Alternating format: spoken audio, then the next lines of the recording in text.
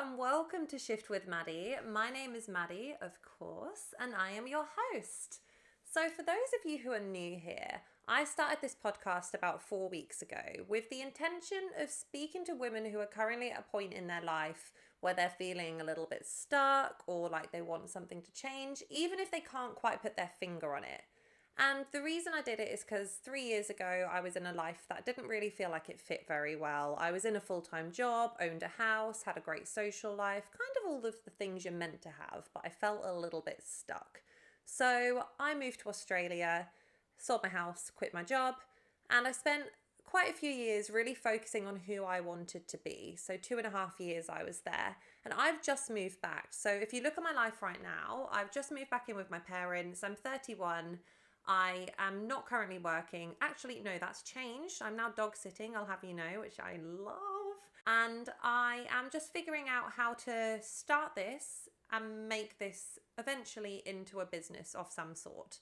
That's about as far as we've got. Mentally, I would say I'm in quite a good place right now. But objectively, I'm definitely coming up with challenges. And I'm also starting a business, which for anyone who owns a business or is starting a business, oh my goodness, doesn't it challenge you? Doesn't it make you face some inner demons you didn't know about? Oh my goodness. So yes, I am trying to do this with you so you can kind of see how I am navigating it as well as how I've navigated things in the past. So that's me. That's a bit about your girl, your host, Maddie. Now, today's episode, I'm going to be talking about something that we have definitely all experienced. And I am talking about when our reaction to a situation is bigger than it should objectively be. I don't like to use the word should very much because should kind of assumes that you're doing something wrong by doing the opposite. But we all know what I mean, where let's say someone says something or something happens and our reactions are 0 to 100 straight away. Like one of those moments where you snap back and then you're like, fuck, why did I do that when you're thinking about it later? That's what I want to talk about today because there's actually a reason that we do that. And when I was doing my identity work in Australia, for those of you, again, who are new here, the first thing that I wanted to focus on when I was thinking about who I wanted to be was my romantic relationships because, oh my God, did I suck. Like, your girl sucked at romantic relationships. I was single for most of my 20s.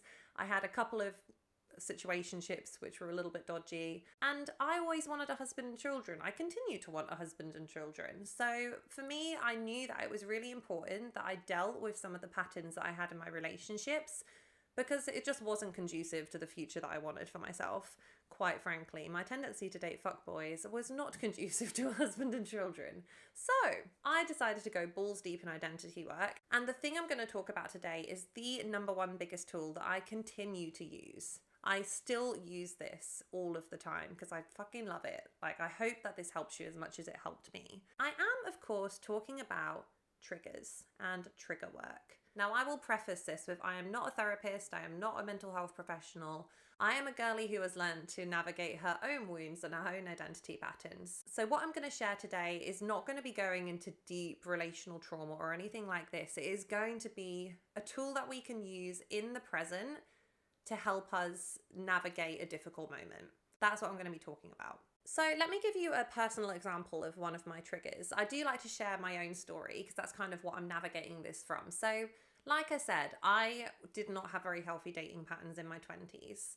And one of the biggest things I think loads of people can relate to is texting.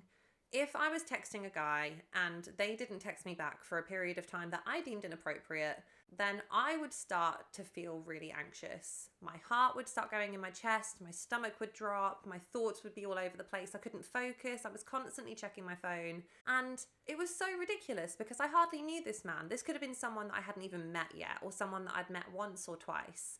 But because they weren't texting me back, I was constantly thinking, oh, they don't like me. Oh, they're going to ghost me. And then I'd start to get into the, well, I don't even like them anyway. Fuck them, whatever. And then they'd text me and obviously I'd be like, oh, lol, haha, just me overreacting, silly me, text them back. And then the cycle would start again. Don't lie to me and say you haven't had this before. I know we've all been in the texting trap. Okay, don't leave me in the lurch on this one, ladies. So before we go into the solution, let's just talk about what a trigger actually is. So I'm a psychology graduate and a psychology nerd, self-professed. And I always want to understand why something's happening. I was definitely that annoying kid who was like, why? Like, I just want to know why things happen. So I want to talk a bit about the psychology behind a trigger. When I'm talking about triggers, what I mean is a reaction to something in the present which stems from something that happened in the past. It is when your body responds before your brain does. So when I was talking about Chad over here not texting me back, and I said I felt it in my stomach and I felt it in my heart and my brain was fuzzy, these are all signs that your nervous system is being activated. So why do triggers activate our nervous system?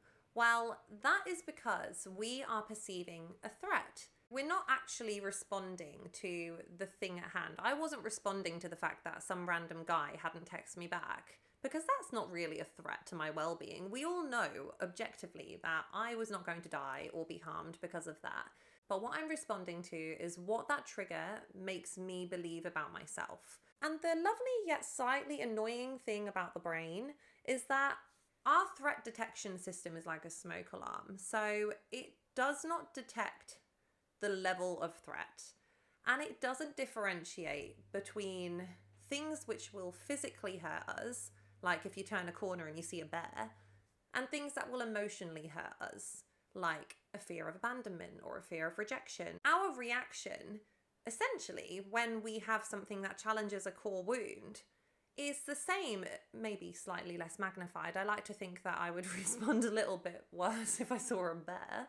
But it's essentially the same system, the same reaction as if we were to sense something that was putting us in physical danger. Our brain is telling us that we are at risk, and that is why our body is responding like this. And a trigger can be anything. It can be a person, it can be something someone says, a behavior, a place, a smell, a sound, anything that reminds us of a past hurt. Now, how can we tell if our threat detection system is actually picking up on a threat, or if we're being triggered from a past wound? How can we tell? The honest truth is, because it triggers the same system, you can't always tell. Especially in the moment, you can't always tell. But a couple of signs that we can look for, and things that I did just to test myself, is firstly just the common sense test. Like, is there anything here that's going to physically hurt me? You can see if there's a bear. You can see if there's a lion, or if there's a man. Just a man. I was gonna go into like some sort of analogy there, but no, just a man. But what about saying, yeah, well, what if they actually said something that upset me because I'm a human? That's also valid. So some things to look out for there is, firstly, if you feel it in your body. This is the sign that I look for above everything else. If your body responds before your brain does, then it is a trigger. And I'm going to give you one of my personal examples. And it was a conversation I had with my ex. It sounds really weird to say ex because we've only just broken up and we're still on good terms. But anyway, my ex. I remember he called me one day and he was just talking, random convo, and he dropped in, oh, I was thinking I might go and work at the mines for a bit. Now, that's a really normal thing to do in Australia. They'll go and work in the mines for 1 or 2 weeks, get paid a fuck ton. Like, honestly, you are minted if you work in the mines. And then you come back and have 1 or 2 weeks off. Super normal. But as soon as he said that, before I'd even had time to think about what that might mean financially or logistically, which, by the way, would have probably been a good decision short term. But before I could even think about that, I felt a lump in my throat. I felt myself start to cry. My heart was going, my stomach dropped, and my body responded before my brain did. Because by him saying that, what my core wound was saying was, you're not lovable. He's going to abandon you. I wasn't crying because he said he was going to go work in the mines, which is a very rational thing to do. I was crying because of what I made that mean about who I am. That's one really good way to know if you're being triggered or if it's just a rational response. And another thing is the size of the response. So I really like the saying, if it's hysterical, it's historical. If someone comes along and calls you a bitch, then obviously you're not going to particularly like that. You'll be like, excuse me, that was really rude. And you might even be upset, especially if it's someone that you care about. But if you are still spiraling a few hours later, or you are manically crying, or you are freezing and you're feeling at risk, or if you go straight into fight mode and you're like, what are you doing? Then it might be worth considering that is an out of proportion response to what just happened. So if it's out of proportion, that's also a sign that it's a bit of a trigger. So we've just spoken about triggers, what they are, and you might be thinking, well, why does this matter? Yes, I overreact sometimes, blah, blah, blah. And honestly, I am the first person to say, fair play, girl. I'm a big believer if it ain't broke, don't fix it. I do not subscribe to the whole starting over and rebuilding everything that you are. Like, honestly, if someone's striving for perfection, they're never going to find it because we are humans. Like, our whole belief system is built on our past experience. It's how our brains work. So we're all going to have little cheeky quirks and things that we do slightly differently. Like, no one's going to be perfect. But the problem comes not from when you just have like a little overreaction every now and again, but when you have a consistent pattern which is showing up in your life, which you know is stopping you from achieving the thing that you want to achieve. So for me, I want a husband and children. I've always known that I wanted a family. And if I didn't start challenging the pattern of men that I was dating and the feelings I was having, if I didn't start to challenge that, then I knew I wasn't going to find that healthy, loving relationship that I always wanted. Or at least I'd be leaving it to chance. Whereas I didn't want to leave it to chance. I wanted to actually take some agency in my life and figure out why I kept repeating the same patterns. That's when trigger work is so helpful, because you can start to, in the moment, challenge your core beliefs and start to rewrite them, because sometimes it can be hard to figure out what they are. So what did I actually do when I was feeling triggered? Well, first things first, let's just quickly rebrand a trigger, because a lot of people give it a negative rep, but actually it is the most accurate information you're going to get to what your subconscious is feeling. Your subconscious doesn't talk to you in thoughts. It's not like it knocks on your door and it's like, oh, you overreacted there, girly, because you got a fear of abandonment. Like, your subconscious isn't rational like that. It's just threat or no threat. And so the way that it talks to you is through your body, through bodily sensations, through emotions, through energy. So triggers are some of the purest, most accurate information you're going to get about your core wounds and your core beliefs. Weirdly, I kind of find it exciting when I get triggered now, because I want to understand more about myself. So if something comes up unexpectedly, I'm like, ooh, is this a little fresh wound I can address? Interesting.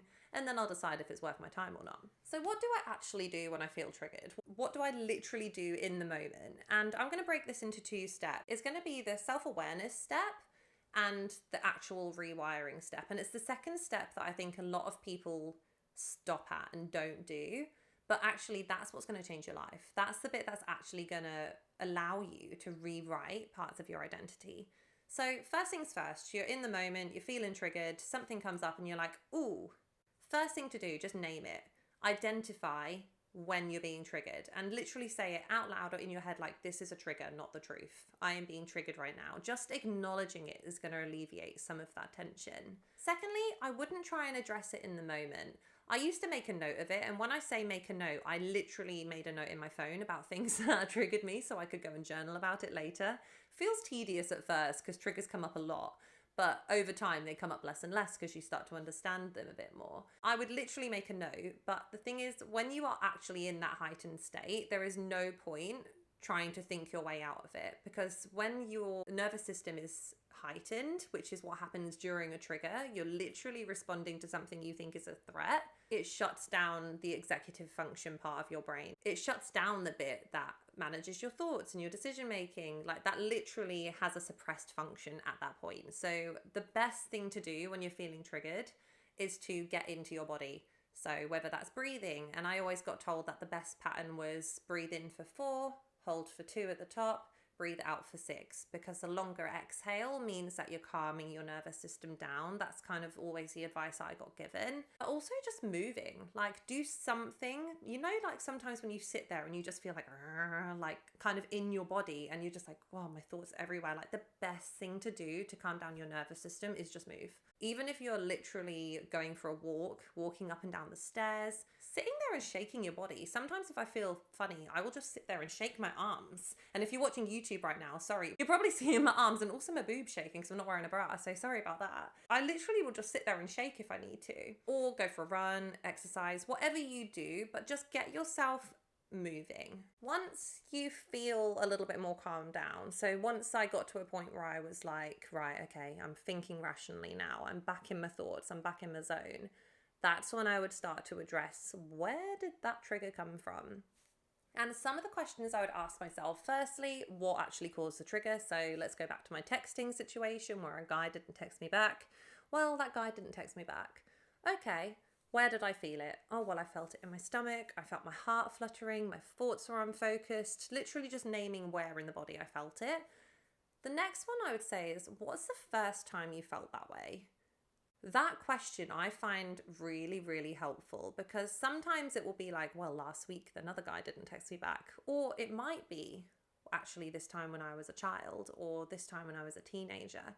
Like, when is the first time you remember feeling that way, and what caused it then? And the best yet most difficult question, but the one that's going to really get you to the source of that wound, is, what did I make that mean about me? What's the worst possible thing that could mean about me? And for me, happy to overshare, ladies, it was my core wound of the fear I was unlovable and the fear that I wasn't worthy of love. And that's the self-awareness stage. And firstly, just that stage alone can help you have a bit more compassion for yourself, because you can say, oh, I'm not just responding to the fact that this guy didn't text me back. I'm responding to the fact that I've made that evidence for the fact that I'm not worthy of love. Of course I'm going to respond badly, because that's horrible. So you can kind of have a lot of compassion for yourself there. And I find that even just to help me process and comfort myself, that can be helpful. However, the next bit is the bit where you can actually start to challenge it and see tangible change in your life over time. Just as a little sidestep, by the way, I've mentioned in previous episodes, I am woo-woo as fuck. I'm a psychology-driven woo-woo girl. I actually use the idea of the chakras to tell me what a specific sensation might be telling me. So the chakras, for people who don't know, it's used in yoga, and it's essentially energy points in the body. You have 7 chakras down your spine. Each chakra correlates to a different sensation, a different function, a different emotion. Some of the core ones I use is the heart chakra. If you feel it in your heart, it's obviously to do with relationships or to do with hurt or love, something along those lines. If you feel it in your throat, you know when someone says, oh, I've got a lump in my throat, that's usually about speaking your truth. In my opinion, like I said, I don't actually have any psychology backing for this. This one is just me being woo-woo, but it has not failed me yet. Like, bitches, get on the woo-woo train. I love it. I'm happy here, okay? Come join me. So the throat is about speaking your truth. So if I ever feel a lump in my throat, I'll automatically ask myself, what am I not saying right now? What am I keeping to myself? What am I lying to myself about? If I feel it in my upper belly, so it's like just below the sternum, and that's your solar plexus chakra, and that's to do with not following your gut feeling or not following your intuition. So if I ever feel it there, I'll be asking myself, where am I not being true to myself? And then finally, another one I use a lot is if you feel it in your lower stomach below your belly button, that is your root chakra, and that's to do with safety and insecurity. So I'll ask myself, where am I feeling unsafe? Where am I feeling unstable? Anyway, that's a few of the ones that I use. Take that or leave that, because I actually have no psychology backing for that. That is purely my woo-woo train. Anywho, moving on to what I did to actually challenge my core wounds and my core beliefs and rewrite them. So in the moment, you've just got to the point where you're like, right, I got triggered because of this wound. The first thing to do is actually ask yourself, like, is this actually true? Do I really believe this? And sometimes the answer will be like, no, I don't believe that. Why do I believe that? Sometimes it will be more uncertain and it might be a slightly deeper wound. However, you can ask yourself then, what else could be true? So for me, let's use my I'm unworthy of love. What else could be true? Well, if I wasn't unworthy of love, then I suppose what else could be true is that I am worthy of love. Okay, what evidence do you have to support that? Well, I have some amazing friends, and I've had some friendships since I was literally 3 or 4 years old, and they've committed to me through all these years, and I've committed to them. I have an incredible relationship with my family, and I have a really supportive parents and sibling. When I've always worked, I've got on really well with my colleagues, and I'm always feeling really supported by them. Well, I'm a pole dance instructor, and when I teach, I feel a real connection with my students. Like, I am building up an evidence bank of why it's not true that I'm unworthy of love. I am worthy of love because, and those become your affirmations. Affirmations can get a bit of a bad rep, and I do actually think that there is a tactic to affirmations. I don't think that you can just say, I am a millionaire, I am rich, I am a queen and it come true. In fact, there's actually psychological evidence to suggest that if people have an affirmation which is too far away from their current reality or their perceived reality, it can actually do more harm than good. However, the way your subconscious and your patterns and your beliefs work is on repetition. So the more times you repeat to yourself a slightly uncomfortable but believable truth, so for me, I am worthy of love wasn't completely unbelievable. So that was one of my affirmations. You are worthy of love. You are loved, loving, and lovable. And I had a list of affirmations. And actually, just as a little side tip, I record my affirmations on my phone in a voice note and listen to them every day. I haven't done this since I've got back to the UK with my new career, and I'm going to. It's literally on my to-do list for this week. Because your subconscious responds so much better to your own voice. And honestly, it's just like improves your mood, even if it's not actually doing anything to rewire your brain, which I believe it is. I believe that affirmations do help rewire your brain along with action and the other techniques, but even if they don't, you know what? It just made me feel good to hear myself say, you are love-loving and lovable. You are a princess. You're a bad bitch. I didn't say that, but you know what I mean. These affirmations, they're a mood booster, if nothing else. And finally, I would try and put actions into my life that would affirm that new belief. Your brain is constantly searching for evidence to prove you right in the things that you believe. So if you're training your brain to believe something, you need to be constantly giving it evidence that that is true. And for me, that could have been things like, oh, that person was nice to me in the street today. Oh, my manager said that nice thing about me today. I had a really nice phone call with my mum today. I was constantly collecting evidence and journaling it. Your journal's going to be your best friend for trigger work, trust me. I was constantly collecting evidence to prove my new chosen belief correct. And lo and behold, it works. It fucking works, and I will die on this hill. I truly believe that we can change any belief that we want to change. We can literally choose who we want to be. I honestly will die on that hill, and I hope that I will brainwash you all into believing it, because it has improved my life no end. And by doing this, not just with my romantic relationships, where, by the way, now I look back and I can't believe I used to think those things about myself.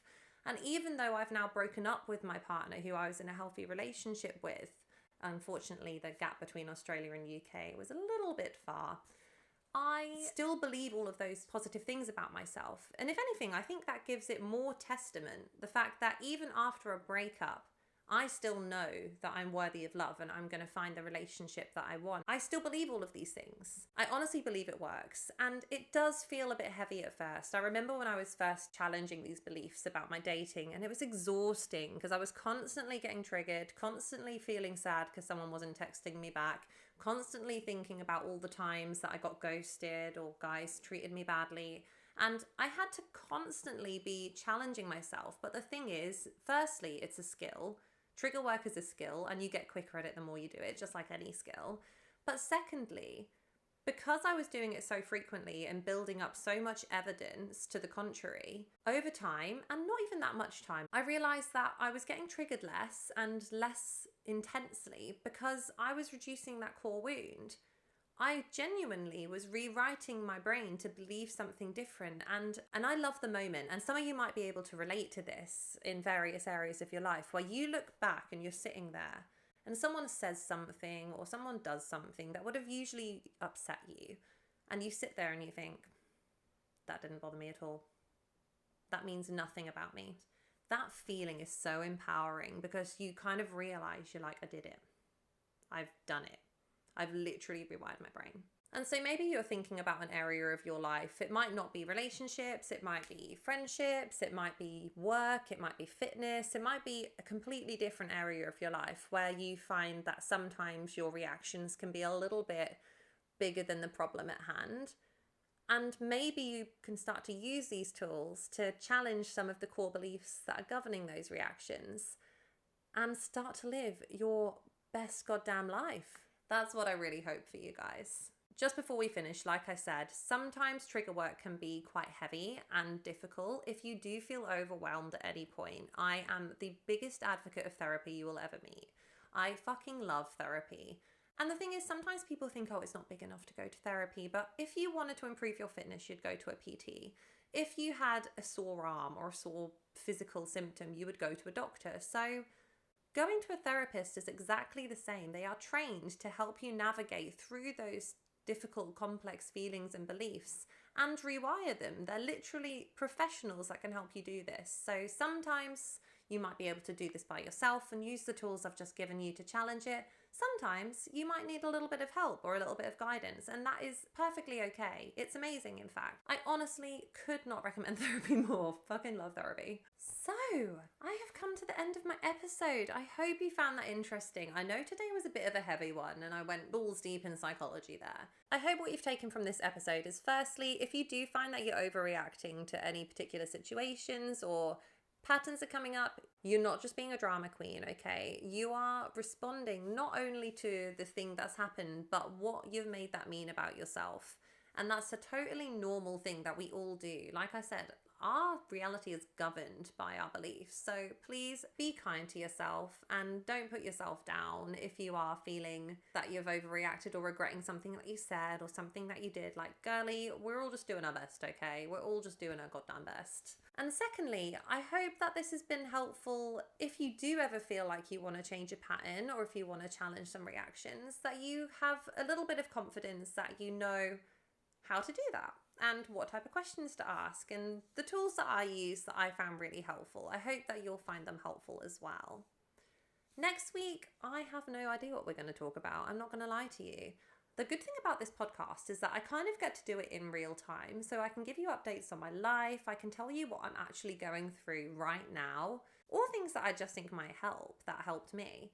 And it's just so nice to be able to do this together with you guys. I'm so grateful that you're here.